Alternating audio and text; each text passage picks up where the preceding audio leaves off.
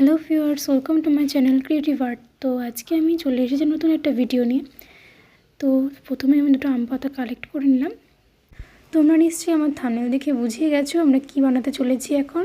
তো ফার্স্টে পাতাটার উপর আর নিচ দিক আমি কেটে নিলাম এভাবে, দেন লম্বা বরাবর এভাবে আমি ভাঁজ করে নিলাম।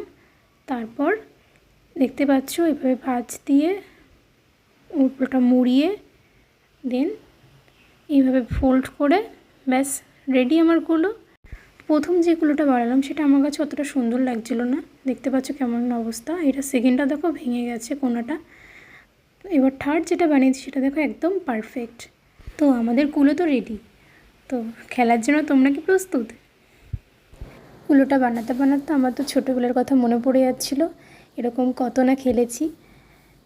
দেখো পুরো পারফেক্ট একদম রিয়েল কুলোর মতোই লাগছে, চালও ঝাড়া যাচ্ছে এতে।